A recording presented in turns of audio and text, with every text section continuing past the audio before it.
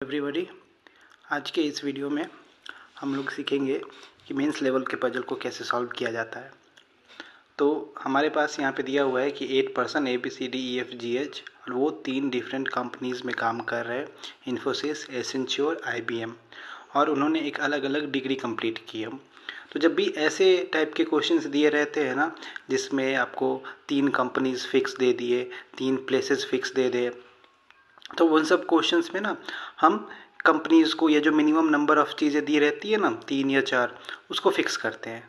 तो इस केस में हम कंपनी को पहले फिक्स करेंगे, जैसे इन्फोसिस है, एसेंच्योर है एंड IBM है। Info, Accenture and IBM। No need to write full name.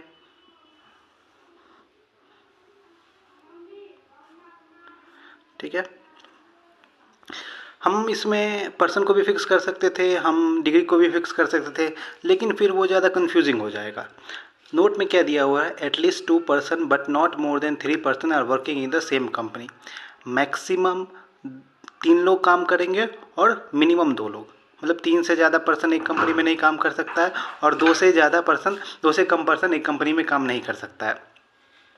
ठीक है, ऐसे हम इसको सॉल्व करेंगे।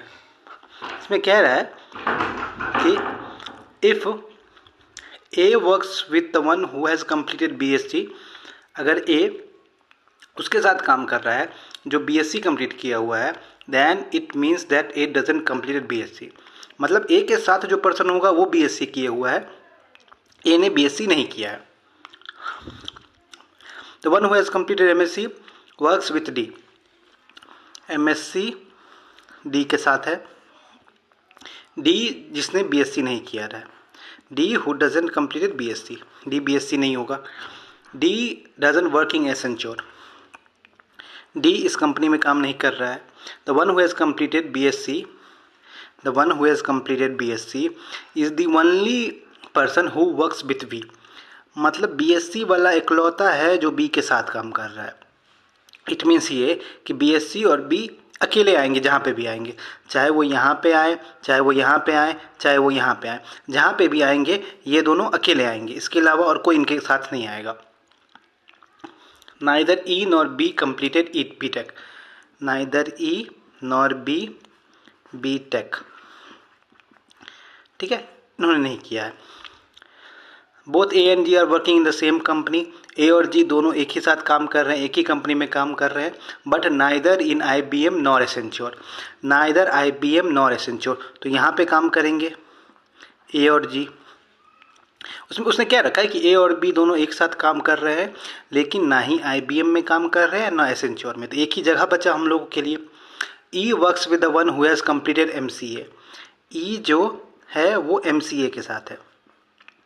जहाँ पे भी डैश लगा हुआ है इसका मतलब वो दोनों एक साथ है, जैसे MSc और D एक साथ है, BSc और B, और ये तो ओनली है, सॉरी ये ओनली है, मतलब ये दोनों इकलौते होंगे जो उस ग्रुप में रहेंगे। The one who has completed MSc is from the same company of neither D not B। जिसने MCA किया है वो D से अलग कंपनी में है, जिसने MCA किया हुआ है वो B से अलग कंपनी है, इन दोनों की कंपनीज अलग होंगी। C works with the one who has completed BCA, C जो है वो BCA के साथ है, who neither works in Infosys nor IBM।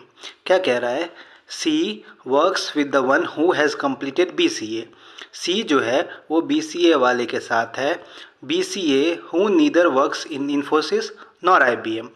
Infosys ना इन्फोसिस में है ना IBM में है, तो यहाँ बच जाएगा MCA वाला, और MCA के साथ कौन, sorry BCA my mistake, BCA के बारे में कह रहा है कि BCA ना तो इन्फो में है ना IBM में है, तो एक ही जगह बच जाएगा, वो है एसेंच्योर, BCA एसेंच्योर। और B के साथ कौन आ रहा है, B के साथ C आ रहा है। और हमें नोट में पहले कह दिया है कि अगर कोई डिग्री वाला किसी के साथ है तो इसका मतलब ये है कि वो अलग अलग पर्सन है, मतलब BCA अलग होगा और C अलग होगा। Neither H nor A has completed MSc, neither H nor A has completed MSc। D doesn't completed M E, D M E नहीं कर रखा है। C neither completed M S C nor B E C A, C neither M C A nor B E, ये दोनों नहीं है। Both the person completed M tech and M E are working in the same company. कहाँ लिख दूँ? यहाँ पे M tech और एम ई ये दोनों सेम कंपनी में है। F doesn't work in I B M, F जो है वो यहाँ पे काम नहीं करेगा। ये हमारे सारे कंडीशंस हो गए।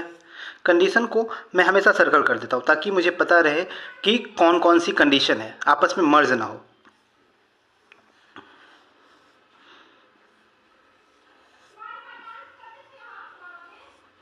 ठीक है, ये सब है। अब हमारे पास क्या ऑप्शन है? हमारे पास बीएससी के लिए, बी और बीएससी के लिए, बी और बीएससी यहाँ पे आ ही नहीं सकता है। क्यों? क्योंकि बी और बीएससी दो ही लोग होंगे जो कंपनी में होंगे। तो यहाँ ए और जी पहले से है, बी और बीएससी दे देंगे तो 3 लोग हो जाएंगे, जो पॉसिबल नहीं है। हाँ, यहाँ पे हो सकता है, यहाँ पे ऐसे होगा कि बी और बीएससी, बी यहाँ पे हो जाएगा और बीएससी यहाँ पे हो जाएगा, और एक ऑप्शन है कि यहाँ पे हो जाएगा। तो हम लोग पहले ऐसे स्टार्ट करेंगे। अब कहीं पे भी ले लो, यहाँ ले लो, यहाँ ले लो, फ़र्क नहीं पड़ता है। तो हम पहले यहाँ से स्टार्ट करते हैं, यहाँ पे लेते हैं, गलत होगा तो फिर यहाँ पे लेंगे। यहाँ तो पॉसिबल है ही नहीं, तो 2 ही कंडीशन हमारे पास होंगी, एक तो यहाँ पे और एक यहाँ पे। तो क्या है? B B S C, B B S C. अब देखिए डी के बारे में क्या कह रहा है? डी यहाँ नहीं हो सकता, डी इसमें नहीं होगा, और डी के साथ एम एस सी होगा। देखिए अब क्लियर हो जाएगा, डी का पोजीशन क्लियर है। क्यों क्लियर है? डी यहाँ पे तो पहले ही मना कर दिया है कि डी यहाँ पे नहीं होगा। अब डी यहाँ बी के साथ एक ही पर्सन यहाँ पे होगा, इसके साथ और कोई नहीं यहाँ पे हो सकता। अगर हम इसको यहाँ पे माने तो डी कह रहा है यहाँ पे डी कह रहा है कि डी बी एस सी नहीं होगा। डी बी एस सी यहाँ पे नहीं हो सकता तो और जगह है ही नहीं, तो डी के लिए फिक्स हो गया, डी यहाँ पे हो जाएगा। डी यहाँ पे हो गया, डी यहाँ पे हो गया। एफ यहाँ हो नहीं सकता है, एफ यहाँ पॉसिबल नहीं है। देख लीजिए एफ यहाँ पे पॉसिबल नहीं है, उसने लास्ट लाइन कहा F doesn't work in I B M, तो एफ यहाँ नहीं होगा, यहाँ हो नहीं सकता है, 3 लोग ऑलरेडी हैं, तो एफ यहाँ पे हो जाएगा। सॉरी एफ यहाँ पे, हाँ एफ की 2 पॉसिबिलिटी है, सॉरी मेरा मिस्टेक है कि एफ बी सी ए हो भी सकता है और नहीं भी हो सकता है, मतलब एफ यहीं पे होगा, यहीं पे कहीं पे होगा। ठीक है, अब क्या कह रहा है? देखिए ये एम सी ए वाला ना तो बी के साथ है ना डी के साथ है, ना बी के साथ है ना डी के साथ है। तो एम सी ए वाला ना यहाँ है ना यहाँ है, तो एम सी ए वाला यहाँ पे हो जाएगा, एम सी ए वाला।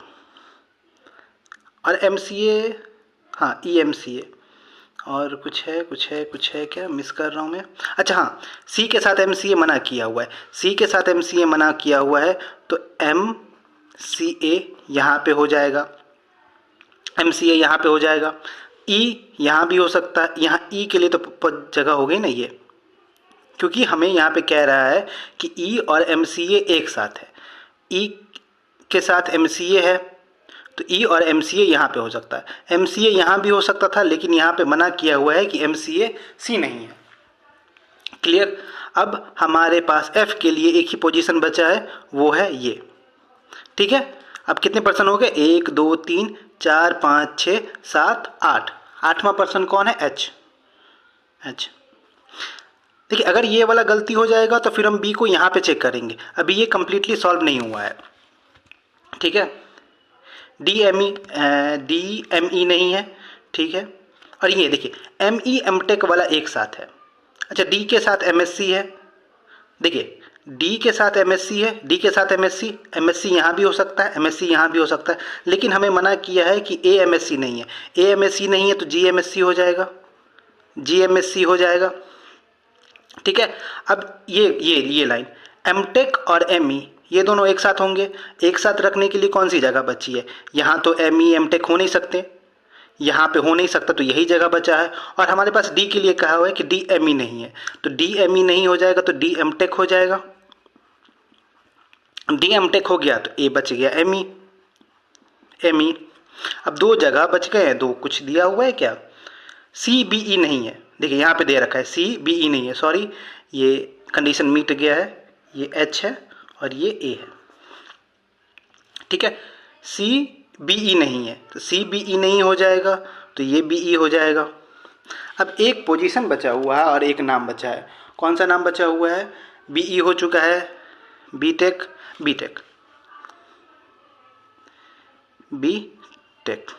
ये हमारा पजल सॉल्व हो गया।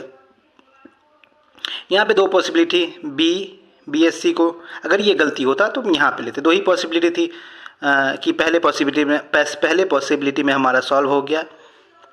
Thank you.